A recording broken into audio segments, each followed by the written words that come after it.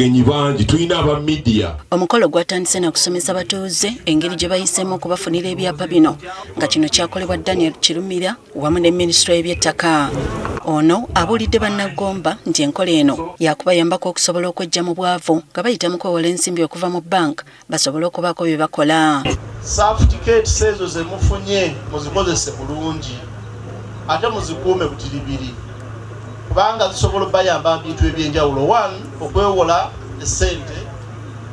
Ekyokubiri, okuzigabira omwana wo oba abantu b'osuubira nti oyagala okugabira singa oba ekiseera ekyokuva mu nsi kiba kituuse. Oluvannyuma abantu ab'enjawulo okuva mu bitongole okubadde Buganda Land Board, Minisitule y'Eby'ettaka, omubaka wa Paalamenti owa Gomba West Godfrey Saazi wamu n'abakulembeze ab'enjawulo boogedde eri abatuuze. Ettaka lifuuse ekyokulwanirako. So wavaayo ekitongole kyonna oba ensi yonna oba obuyambi bwonna nga bulina kye bwongera okuyamba abantu bwannannyini, kale nze mba nkyebaza. Obusuulu buli mwaka kubeere omutwalo gumu n'ekitundu, mu bibuga bubeere emitwalo 2. Wano Sisi Namuddu Kiyaga akiikiridde Buganda Land Board asuubiza nti ng'ekitongole kya Kabaka bakwongera okukwatagana ne gavumenti eya wakati okumalawo emivuyo ku ttaka. Ssaabasajja Kabaka ayagala buli omu atuule entende ku ttaka era ye ajja ne gye tuli tusomesa mu Buganda Land Board n'agamba mwewandiise musasule busuulu musobole okutuula ntende. Ye ssentebe wa disitulikiti y'e Gomba Godfrey Kiviiri asabye minisita okwongera amaanyi mu kutaasa ebintu bya gavumenti ku bannakigwanyizi. Mr. Kayemba anokedde ebifo ng'okuli eddwaliro lya Health Center 3 n'amasomero olw'abannannyini ku ttaka okubatiisatiisa okubagoba ekisannyalaza empeereza y'emirimu. Town Council terina ssente ziyinza kugula yiika 5 oba yiika 3 okuli eddwaliro. N'olwekyo yagamba nze njagala ssente oba temwegula munviire.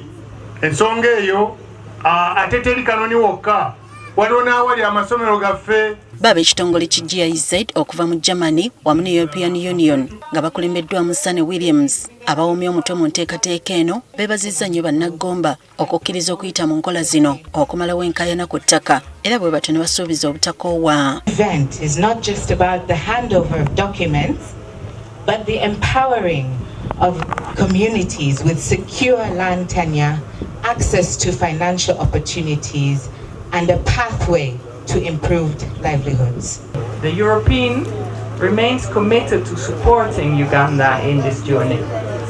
But we're also counting very much on the government of Uganda to continue this process. Bano basabye bannagomba okuvaayo bakozesa omukisa guno nga bayita mu bulimi n'obulunzi okusobola okwejja mu bwavu. Occupancy certificate issuance event is yet another testament that partnerships and collaboration, as it is between Uganda and Germany, or Uganda and Germany and the European Union, as Team Europe, can yield benefits for the persons we seek to support the most, out of poverty and hunger, through secured ownership and use rights over land and natural resources. Ate minisita w'eby'ettaka Judith Nabakooba nga yakwasizza abantu bano ebyapa byabwe abasabye okukozesa ebibanja byabwe okwekulaakulanya nga bayita mu nteekateeka za gavumenti. Njagala okubakakasa nti COO ze mufunye ziri mu tteeka mu Land Act era zikkirizibwa. Era n'enkolagana ebadde egenda mu maaso wakati w'okutabaganya ow'ekibanja n'ow'ettaka ekkirizibwa mu tteeka. Alabudde abo bonna abagezaako okulemesa pulogulaamu eno okutambula nti bakikomye kubanga okufuna obwannannyini ku bibanja kiri mu mateeka era pulogulaamu eno gyetambulidde enkaayana ku ttaka zigenze ziggwayo. Gyempise yonna gye baapima kubanga buli omu amanyi w'atudde ne byakolerako abimanyi. Abatuuze abasoba mu 400 be baweereddwa ebyapa.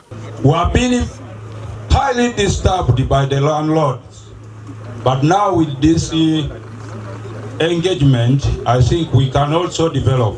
Tukusaba otutusize eddoboozi wa president nti waliwo abatasobodde kufuna byapa bino olw'obufunda bw'ensawo. Bino bituukiddewo nga Gomba y'emu ku district ezirabikiddemu ekibbattaka ezituuse n'okutwala obulamu bw'abawera. Bannange